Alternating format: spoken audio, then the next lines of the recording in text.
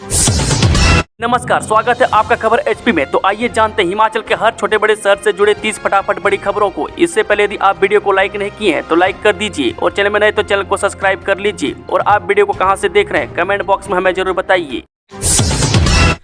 हिमाचलियों के लिए खुशखबरी, पेयजल बिल की बकाया राशि नहीं लेगी सुक्खू सरकार। डिप्टी सीएम मुकेश अग्निहोत्री बोले बिल पर होगा सब्सिडी का जिक्र।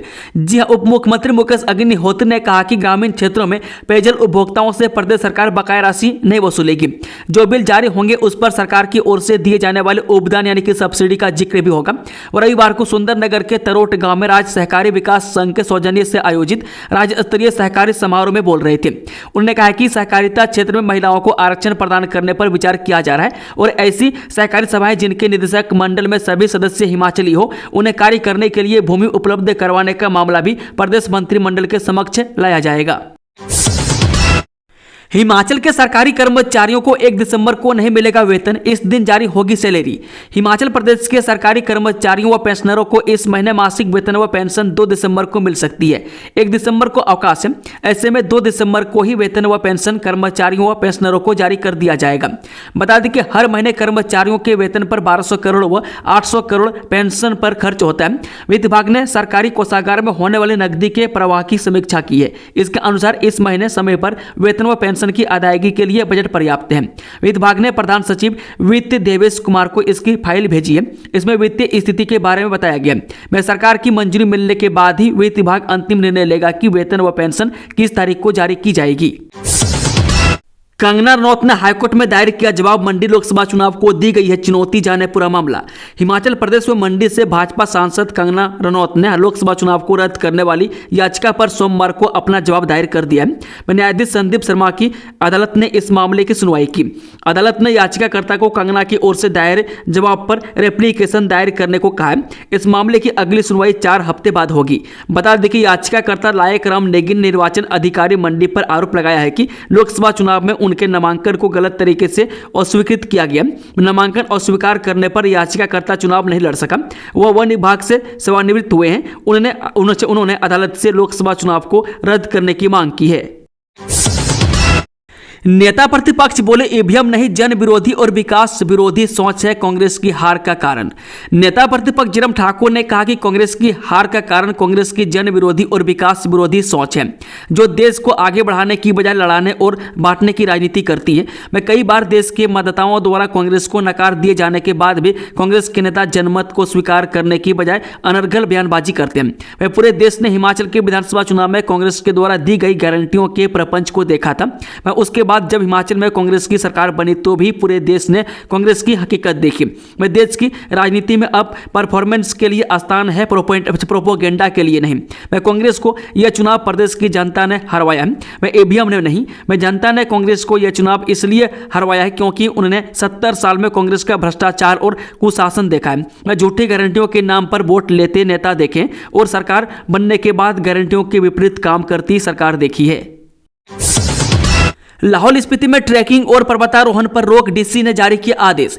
हिमाचल प्रदेश के जनजातीय जिला लाहौल स्पीति में ट्रैकिंग और पर्वतारोहण गतिविधियों पर प्रतिबंध लगा दिया गया है। आगामी आदेश तक विभिन्न ट्रैक रूटों में ट्रैकिंग और पर्वतारोहण गतिविधियां बंद रहेंगी। इस संबंध में उपायुक्त लाहौल स्पीति की ओर से आदेश जारी किए गए।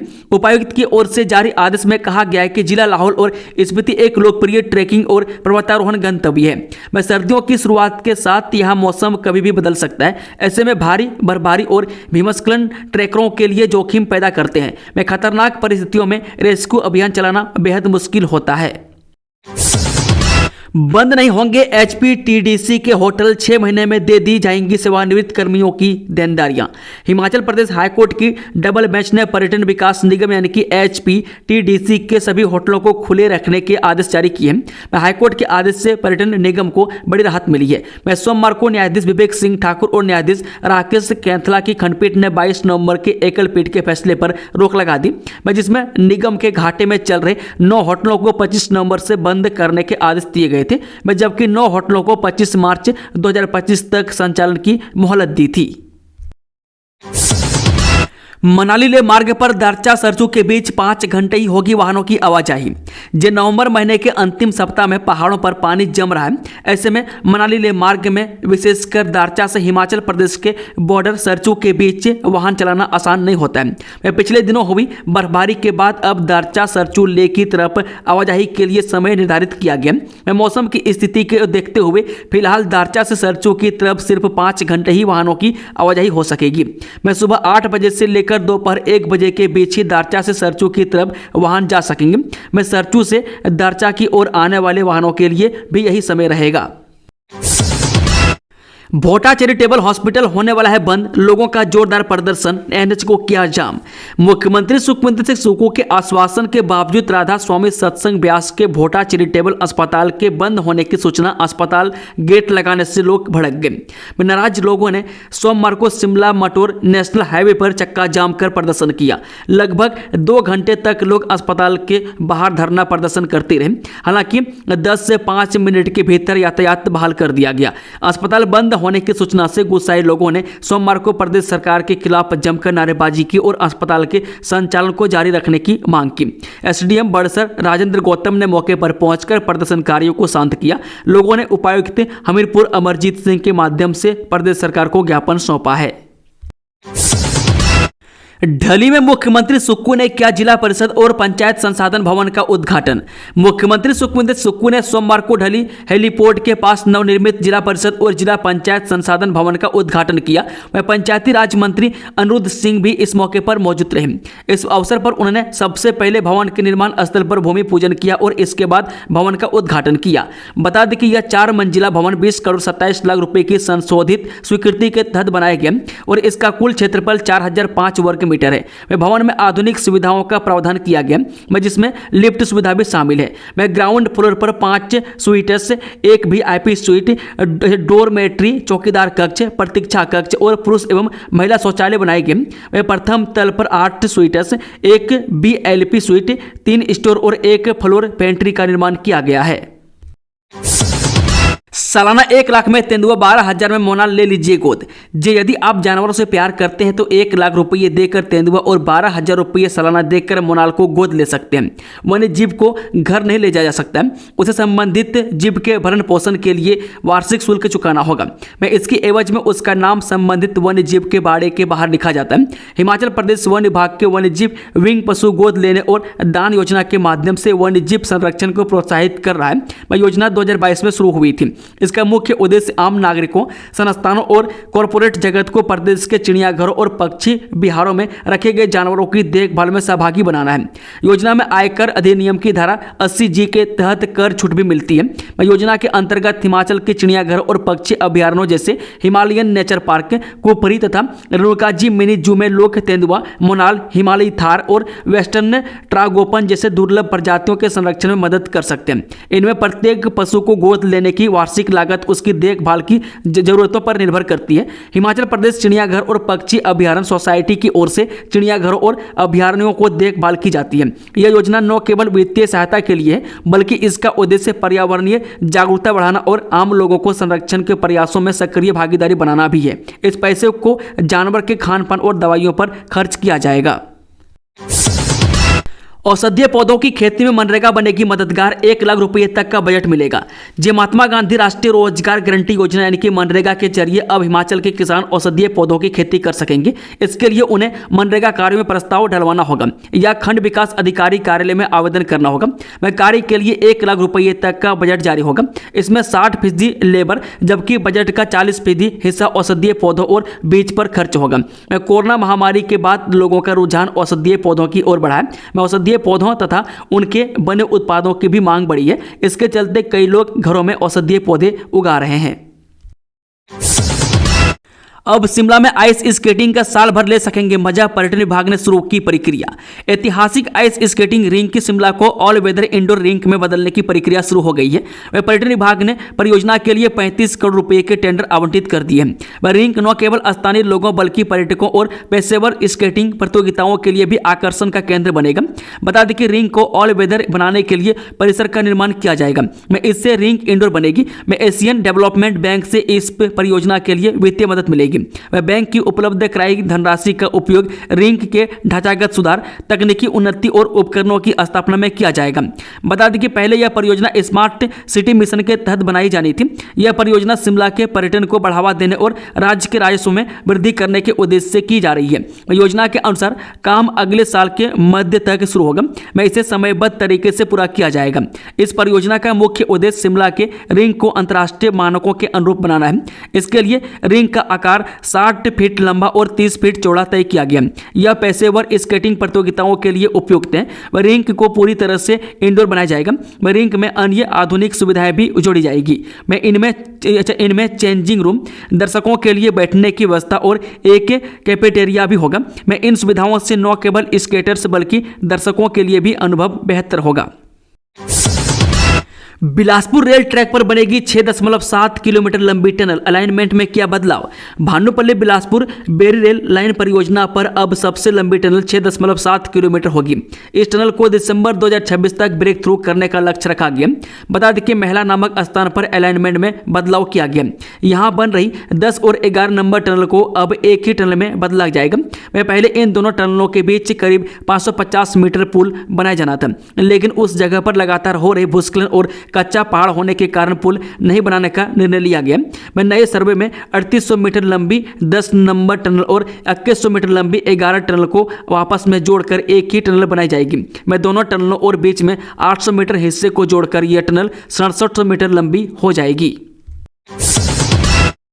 हमीरपुर में प्रदेश के पहले कैंसर संस्थान को केंद्र की सैद्धांतिक मंजूरी। हिमाचल प्रदेश के हमीरपुर में बनने वाले प्रदेश के पहले कैंसर संस्थान को केंद्र सरकार ने सैद्धांतिक मंजूरी दे दी है।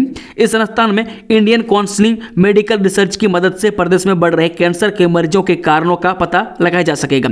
मुख्यमंत्री सुखविंदर सिंह सुक्खू का यह ड्रीम प्रोजेक्ट है। मैं इसे लेकर सीएम बीते महीने केंद्रीय स्वास्थ्य मंत्री मनसुख मंडाविया से भी मुलाकात कर चुके हैं। मैं प्रदेश सरकार जल्द इस प्रोजेक्ट को धरातल पर उतारने की योजना तैयार कर रही है। मैं स्वास्थ्य विभाग ने प्रोजेक्ट केंद्रीय स्वास्थ्य मंत्रालय को सौंप दिया है। खिसियाई बिल्ली खंभा नोचे, सीएम सुक्खू पर किस बात पर भड़के बीजेपी विधायक सुधीर शर्मा। महाराष्ट्र विधानसभा चुनाव में कांग्रेस के गठबंधन वाले महाविकास अघाड़ी को महायुति ने बड़ा झटका दिया है। वह महाविकास अघाड़ी की हार के बाद अब एक बार फिर ईवीएम की विश्वसनीयता पर सवाल खड़े किए जाने लगे। हिमाचल प्रदेश के मुख्यमंत्री सुखविंदर सिंह सुक्खू ने भी ईवीएम की विश्वसनीयता पर सवाल खड़े किए हैं। वहीं शिमला में मीडिया के साथ बातचीत के दौरान मुख्यमंत्री सुखविंदर सिंह सुक्खू ने ईवीएम की जगह बैलेट पेपर पर चुनाव करवाने की मांग को दोहराया।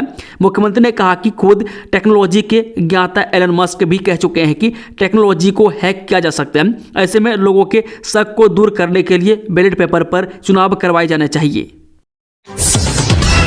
किसी भी टेक्नोलॉजी को किया जा सकता है हैक, जनता की मांग पर एक बार बैलेट पेपर से करवाने चाहिए चुनाव। हरियाणा के बाद महाराष्ट्र विधानसभा चुनाव में कांग्रेस को मिली करारी हार के बाद मुख्यमंत्री सुखविंदर सिंह सुक्खू ने ईवीएम की विश्वसनीयता पर सवाल उठाए। मीडिया से बातचीत में सीएम सुक्खू ने कहा कि किसी भी टेक्नोलॉजी को हैक किया जा सकता है। टेक्नोलॉजी के ज्ञाता एलन मस्क ने ये बोला है। मैं देश में जब ईवीएम बनाना बंद हो गई तो शक को दूर करने के लिए जनता की मांग पर बैलेट पेपर पर भी चुनाव करवाए जाने की चाहिए, जिससे ईवीएम को लेकर पैदा हुआ शक दूर हो जाएगा। हिमाचल में 200 से 300 रुपये सस्ती मिलेगी रसोई गैस, जल्द पाइपलाइन से घरों तक पहुंचेगी पीएनजी। हिमाचल में उपभोक्ताओं को अब जल्द ही महंगी रसोई गैस से राहत मिल सकती है।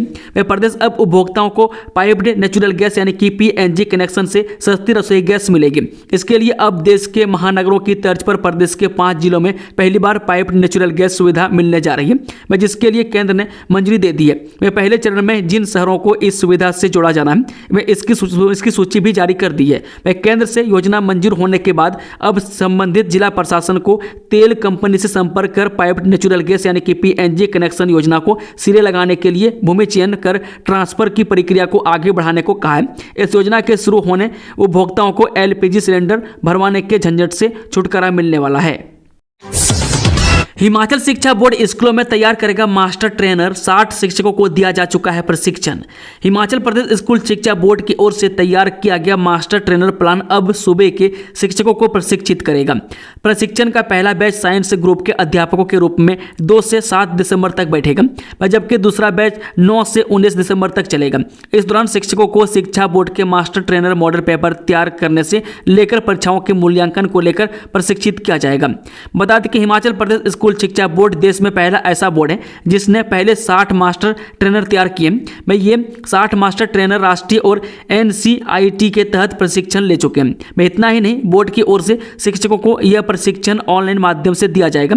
इस प्रशिक्षण में शिक्षकों को योग्यता आधारित प्रश्न पत्रों को तैयार करने की जानकारी दी जाएगी। वह बोर्ड से मिली जानकारी के अनुसार पहले चरण में प्रशिक्षण का कार्यक्रम 2 से 7 दिसंबर तक चलेगा। 2 से 7 दिसंबर तक चलने वाले प्रशिक्षण कार्यक्रम में साइंस ग्रुप के सभी शिक्षकों को शामिल किया जाएगा। देहरा में हेल्पर व ऑपरेटर के पदों के लिए 28 को होंगे साक्षात्कार, सैलरी 15,000 से अधिक। क्षेत्रीय रोजगार अधिकारी कंगड़ा आकाश राणा ने बताया कि labour net services India private limited Bengaluru द्वारा हेल्पर और ऑपरेटर के 479 पद जिला कंगड़ा के लिए अधिसूचित किए गए। उन्होंने बताया कि इन पदों के लिए शैक्षणिक योग्यता 8वीं, 10वीं, 12वीं व ITI पास तथा आयु सीमा 18 से 40 वर्ष के बीच रखी गई है। वह कंपनी के द्वारा 15 से 20,000 प्रतिमाह वेतन दिया जाएगा। उन्होंने बताया कि इच्छुक आवेदक अपने मूल प्रमाण पत्रों व पासपोर्ट साइज फोटोग्राफ के साथ 28 नवंबर को उप रोजगार कार्यालय देहरा में सुबह 10 बजे पहुंचकर उक्त कंपनी के समक्ष साक्षात्कार हेतु उपस्थित हो सकते हैं। उन्होंने बताया कि अभ्यर्थी अपने साथ 2 पासपोर्ट साइज फोटो, रिहायशी प्रमाण पत्र, मूल प्रमाण पत्र एवं अपना बायोडाटा की कॉपी व अनुभव प्रमाण पत्र यदि हो साथ लेकर आए। बिलासपुर अस्पताल में लेडी डॉक्टर के साथ दुर्व्यवहार, OPD सेवाएं बंद, माहौल तनावपूर्ण। क्षेत्रीय अस्पताल बिलासपुर में सोमवार को एक मरीज के लेडी डॉक्टर के साथ दुर्व्यवहार करने का मामला सामने आया। मरीज ने ड्यूटी पर तैनात लेडी डॉक्टर से जोरदार बहस की और फिर बदसलूकी की। इस घटना के बाद अस्पताल में माहौल तनावपूर्ण हो गया। घटना के विरोध में डॉक्टर ने तुरंत प्रभाव से OPD सेवाएं बंद कर दी। डॉक्टर ने अस्पताल प्रशासन और पुलिस से आरोपी के खिलाफ कड़ी कार्रवाई की मांग की। घटना के बाद मौके पर पहुंची पुलिस कार्रवाई कर रही है। जोगिंदरनगर फार्मेसी में विभिन्न रोगों की बनेगी 34,000 क्विंटल दवा, 14 तरह की दवाओं का होगा निर्माण। हिमाचल प्रदेश की सबसे बड़ी आयुर्वेदिक फार्मेसी जोगिंदरनगर में हृदय, शुगर और चर्म रोगों के लिए लगभग 34,000 क्विंटल दवाओं का निर्माण किया जाएगा। इसके लिए कच्चे माल की आपूर्ति शुरू हो गई है। 14 तरह की आयुर्वेदिक दवाओं के साथ आयुष काढ़े भी बनेंगे। दर्द निवारक तेल और गले के रोगों के लिए भी आयुर्वेदिक दवाओं का निर्माण किया जाएगा। यात्रीगण कृपया ध्यान दें, मंगलवार को ऊना से नहीं चलेगी हिमाचल एक्सप्रेस। सोमवार को दिल्ली से रही कैंसिल। जे ट्रेन सफर से मंगलवार रात को दिल्ली जाने की योजना बनाकर तैयार बैठे यात्रीगण कृपया ध्यान दें। दौलतपुर चौक, अंब, अंदौरा से होकर ऊना से दिल्ली जाने वाली हिमाचल एक्सप्रेस ट्रेन मंगलवार रात यहां से कैंसिल रहेगी। बता दें कि रेलवे बोर्ड ने इसकी जानकारी यात्रियों के हित के लिए साझा की है। इसलिए दिल्ली जाने की योजना बनाए बैठे यात्री अभी से अन्य परिवहन माध्यमों से अपने सुहाने सफर का विकल्प तलाश कर लें। ऊना दिल्ली के बीच प्रतिदिन आवागमन करने वाली हिमाचल एक्सप्रेस ट्रेन यहां सोमवार रात को ऊना के लिए रफ्तार नहीं भर पाई है। वहीं मंगलवार को ऊना से यह दिल्ली नहीं जाएंगे। ट्रेन के कैंसिल रहने का कारण दिल्ली में NH निर्माण को लेकर ट्रेनों के आवागमन का प्रस्तावित मेगा ब्लॉक है। रेलवे ने वैसे तो विभिन्न ट्रेनें कैंसिल की है, लेकिन जिला ऊना से आवागमन करने वाली हिमाचल एक्सप्रेस ट्रेन भी शामिल है। गगल हवाई अड्डे के विस्तारीकरण मामला, हाईकोर्ट ने प्रभावितों को भूमि से न हटाने के दिए आदेश। हिमाचल हाईकोर्ट ने गगल हवाई अड्डे के विस्तारीकरण मामले में प्रभावितों को भूमि से न हटाने के आदेश दिए। अदालत ने सरकार और प्रतिवादियों से मामले में 2 हफ्ते में ताजा स्टेटस रिपोर्ट दायर करने के निर्देश दिए हैं। मामले की सुनवाई न्यायाधीश संदीप शर्मा की एकल पीठ ने की है। अदालत ने कहा कि हवाई अड्डे के विस्तारीकरण को लेकर आवश्यक औपचारिकताओं पर सरकार अपनी अनुपालना रिपोर्ट दायर करे। इसके बाद ही महाधिवक्ता की ओर से 7 दिसंबर को दिए गए बयान को वापस लेने की प्रार्थना पर विचार किया जाएगा। महाधिवक्ता ने हाईकोर्ट में प्रभावित लोगों को उनकी जमीन से बेदखल न करने का आश्वासन दिया था। महाधिवक्ता ने आश्वासन हवाई अड्डे के विस्तारीकरण के लिए अधिसूचित भूमि अधिग्रहण, पुनर्वास और पुनर्स्थापन अधिनियम 2013 की धारा 11 क्लॉज 1 के तहत दिया था। 1 किलो 84 ग्राम चरस के साथ चंबा के 2 युवक गिरफ्तार, मामला दर्ज। जय पुलिस थाना धर्मशाला की टीम ने चंबा के 2 युवकों को 1 किलो 84 ग्राम चरस सहित गिरफ्तार किया। में दोनों युवक तपोवन एरिया के पास पेट्रोलिंग के दौरान पुलिस के हत्थे चढ़े। में आरोपियों की पहचान अंशुमन पुत्र राजेश कुमार निवासी राजपुरा जिला चंबा और हर्षदीप ठाकुर पुत्र जगदीश मित्रा रनहीना जिला चंबा के रूप में हुई है। में जानकारी के अनुसार पुलिस टीम जब तपोवन एरिया के समीप पेट्रोलिंग पर थी तो 2 युवक की संदिग्ध गतिविधियों के चलते उन पर पुलिस को शक हुआ। वह शक के आधार पर युवकों की तलाशी ली गई तो उनके कब्जे से 1 किलो 84 ग्राम चरस बरामद हुई है। वह पुलिस ने चरस को कब्जे में लेकर दोनों को गिरफ्तार कर लिया है। मैं एसपी कांगड़ा शालिनी अग्निहोत्री ने मामले की पुष्टि करते हुए बताया कि दोनों युवकों को गिरफ्तार कर लिया है तथा आगामी कार्रवाई अमल में लाई जा रही है। युवकों से पूछताछ कर यह पता लगाने का प्रयास किया जाएगा कि नशे की सामग्री वे कहां से लाए थे और वह कहां लेकर जा रहे थे। जिला पुलिस का नशे के खिलाफ अभियान जारी है जो आगे भी यथावत रहेगा। शिक्षा विभाग ने डीपीई के 133 पद के समाप्त, सैकड़ों पीईटी प्रमोशन से वंचित। जी हां, उच्च शिक्षा विभाग ने डीपीई के 133 पद समाप्त कर दिए। इन पदों को पीईटी यानी शारीरिक शिक्षकों से भरा जाना था, लेकिन अब पद समाप्त होने पर इन शिक्षकों की प्रमोशन भी रुक गई है। यह शिक्षक बीते कई वर्षों से प्रमोशन का इंतजार कर रहे हैं। विभाग की ऐसी कार्यप्रणाली से शारीरिक शिक्षकों में रोष है और इस मामले पर शिक्षक कोर्ट जाने की तैयारी कर रहे हैं। बताया जा रहा है कि शिक्षा विभाग ने इन पदों को प्रवक्ता शारीरिक शिक्षा के पदों में मर्ज किया है। विभाग ने हाल ही में प्रवक्ता शारीरिक शिक्षा के 486 नए पद सृजित किए हैं। प्रमोशन से भरे जाने वाले 133 डीपीई के पदों को इन पदों में मर्ज कर डीपीई के पदों को समाप्त कर दिया। ऐसे में अब प्रदेश के स्कूलों में डीपीई का एक पद भी रिक्त नहीं है। पिछले 5 वर्षों से शारीरिक शिक्षक डीपीई के पदों पर प्रमोशन की मांग कर रहे थे। शिक्षकों का कहना है कि विभाग ने शारीरिक शिक्षकों की पदोन्नति के सभी रास्ते बंद कर दिए। शारीरिक शिक्षक 15 वर्षों से एक पद पर कार्य कर रहे हैं, जबकि दूसरे विषयों के अध्यापकों की प्रमोशन हर वर्ष हो रही है। बीएड की खाली सीटों को भरने के लिए एक बार फिर खुला ऑनलाइन पोर्टल। हिमाचल प्रदेश विश्वविद्यालय ने बीएड की खाली सीटों को भरने के लिए एक बार फिर ऑनलाइन आवेदन पोर्टल खोल दिया। ऐसे में आवेदन की यह प्रक्रिया 26 नवंबर को रात 12 बजे तक चलेगी। उम्मीदवार विश्वविद्यालय की एडमिशन संबंधित वेबसाइट पर जाकर आवेदन कर सकते हैं। एचपी स्टेट कोटा के तहत एडमिशन लेने के इच्छुक उम्मीदवारों को विश्वविद्यालय की शिक्षा विभाग में मंगलवार को आकर अपने दस्तावेजों की वेरिफिकेशन करवानी होगी। इसके अलावा मैनेजमेंट सीटों पर प्रवेश के लिए उम्मीदवारों को संबंधित कॉलेज में जाकर अपने दस्तावेजों की वेरिफिकेशन करवानी होगी। गौर हो कि कुछ उम्मीदवार अभी एडमिशन नहीं ले पाए थे। ऐसे में उनकी सुविधा के लिए एक बार फिर विश्वविद्यालय प्रशासन ने एडमिशन पोर्टल खोल दिया है। नौकरी चाहिए तो 27 को गरनोटा ITI आए, इतना मिलेगा वेतन। राजकीय औद्योगिक प्रशिक्षण संस्थान गरनोटा में 27 नवंबर को हैमिल्टन हाउस से बियर प्राइवेट लिमिटेड हरिद्वार के निजी उद्योग द्वारा रोजगार मेले का आयोजन किया जाएगा। रोजगार मेले में 80 युवाओं को नियमित आधार पर रोजगार मिलेगा। में ITI गरनोटा के ट्रेनिंग एंड प्लेसमेंट ऑफिसर अभिषेक भगवान ने बताया कि कैंपस साक्षात्कार में 18 से 25 वर्ष आयु वर्ग के युवा भाग ले सकते हैं। इसके लिए electrician, fitter, plumber, mechanic, motor vehicle, welder और माइक्रो टर्नर ट्रेड में ITI कोर्स वर्ष 2022, 2023 और 2024 में पास किया हो। उन्होंने कहा कि चयनित युवाओं को उद्योग के द्वारा 1500 रुपये मासिक वेतन के साथ सब्सिडी वाला भोजन, मेडिकल इंश्योरेंस से जूते और यूनिफॉर्म भी कंपनी द्वारा उपलब्ध करवाए जाएंगे। उन्होंने बताया कि यह भर्ती पूरी तरह से नियमित आधार पर है तथा अच्छा प्रदर्शन करने वाले युवकों को 1 साल के उपरांत वेतन वृद्धि के साथ पदोन्नति भी दी जाएगी। में ITI गरनोटा प्रधानाचार्य इंजीनियर मनीष कुमार राणा ने बताया कि इच्छुक युवक अपने संबंधित दस्तावेजों, मैट्रिक मार्कशीट, ITI मार्कशीट, आधार कार्ड, पैन कार्ड एवं 2 पासपोर्ट साइज फोटो के साथ सुबह 9 बजे ITI गरनोटा पहुंचे। नगर परिषद ऊना को नगर निगम बनाने का प्रस्ताव पारित। नगर परिषद ऊना को हिमाचल प्रदेश नगर निगम अधिनियम 1994 की धारा 3 क्लोज 2 के अनुसार नगर निगम ऊना घोषित करने का प्रस्ताव पारित किया गया तथा इन्हें जनसाधारण की सूचना के लिए हिमाचल प्रदेश के राजपत्र यानी कि ई-गजट में प्रकाशित किया गया। यह जानकारी उपायुक्त ऊना जतिन लाल ने दी है।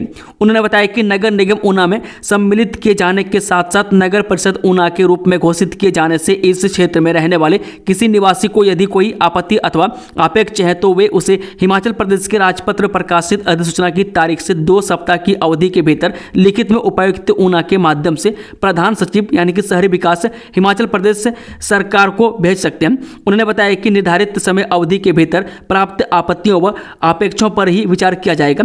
उसके उपरांत किसी भी आपेक्षों को स्वीकार नहीं किया जाएगा। देहरा में हेल्पर व ऑपरेटर के पदों के लिए इस दिन होंगे साक्षात्कार, इतना मिलेगा वेतन। जी हां, labour net services India private limited Bengaluru द्वारा हेल्पर और ऑपरेटर के 479 पद जिला कांगड़ा के लिए अधिसूचित किए गए। मैं जानकारी देते हुए क्षेत्रीय रोजगार अधिकारी कांगड़ा आकाश राणा ने बताया कि कंपनी के द्वारा 15 से 20 हजार प्रतिमाह वेतन दिया जाएगा। उन्होंने बताया कि इच्छुक आवेदक अपने मूल प्रमाण पत्रों व पासपोर्ट साइज फोटोग्राफ के साथ 28 नवंबर को उप रोजगार कार्यालय देहरा में सुबह 10 बजे पहुंचकर उक्त कंपनी के समक्ष साक्षात्कार हेतु उपस्थित हो सकते हैं। जनजातीय क्षेत्रों में शीतलहर बढ़ी, इस दिन बारिश बर्फबारी का पूर्वानुमान। हिमाचल प्रदेश के ऊंचाई वाले भागों में पश्चिमी विक्षोभ की सक्रियता से मौसम फिर बिगड़ सकता है। मौसम विज्ञान केंद्र शिमला के अनुसार राज्य के ऊंचाई वाले क्षेत्रों में 30 नवंबर को बारिश बर्फबारी का पूर्वानुमान है। बाकी भागों में मौसम साफ रहने का संभावना है। दोस्तों, खबरों का सिलसिला समाप्त होता है। कि जानकारी पसंद आई तो वीडियो को लाइक, शेयर, चैनल को सब्सक्राइब जरूर कर लें और कमेंट बॉक्स में कमेंट करके बताएं कि आप न्यूज़ को देश और दुनिया के किस कोने में बैठकर देख रहे हैं। Thank you, all the best. जय हिंद, जय हिमाचल।